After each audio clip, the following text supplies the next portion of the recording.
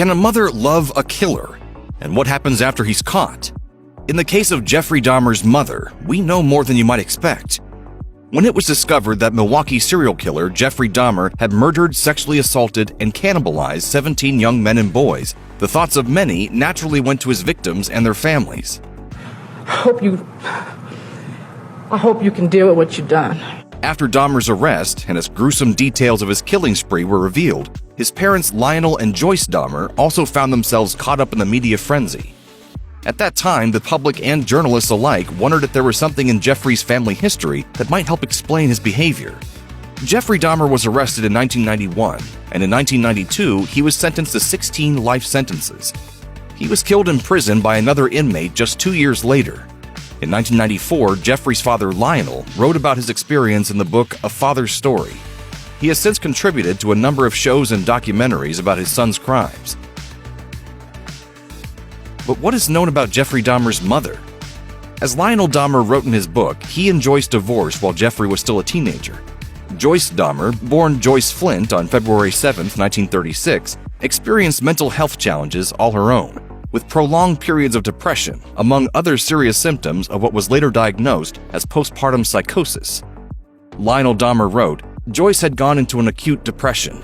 She was extremely irritable and spent much of her time in bed. Joyce was prescribed barbiturates and morphine for the condition. In the chaotic aftermath of their divorce, Jeffrey stayed with his father and stepmother, Sherry. He began drinking soon after and took the life of his first victim in 1978, less than a year after he had learned of his parents' divorce. Joyce still kept in touch with her son while he was in prison, and they spoke on a weekly basis. During a telephone interview in August 1995, she said, "When I think of what Jeff did, I stop breathing.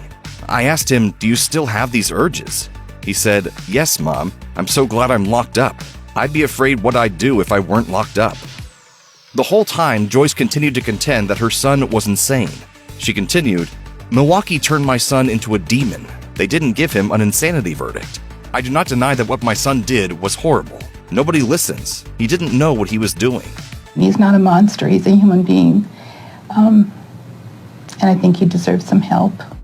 Though Jeffrey confessed to the killings, he pleaded not guilty at first, and then changed his plea to guilty by virtue of insanity, a defense strategy the jury in the case found unconvincing. In 1994, the same year her son was murdered in prison, Joyce attempted suicide in California.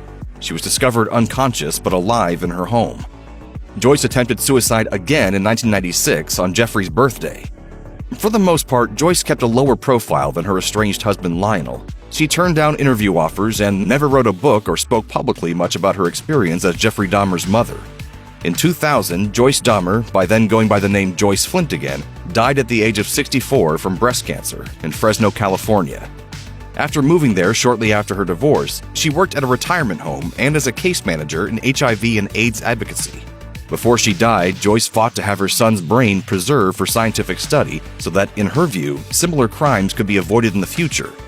Lionel Dahmer disagreed. The brain was preserved for a time, and Jeffrey Dahmer's body was cremated. The brain was cremated later. According to one Dahmer defense attorney, she had to live with the idea that she was the mother of a monster, and it drove her crazy. If you or anyone you know is having suicidal thoughts, please call the National Suicide Prevention Lifeline by dialing 988 or by calling 1-800-273-TALK. That's 1-800-273-8255.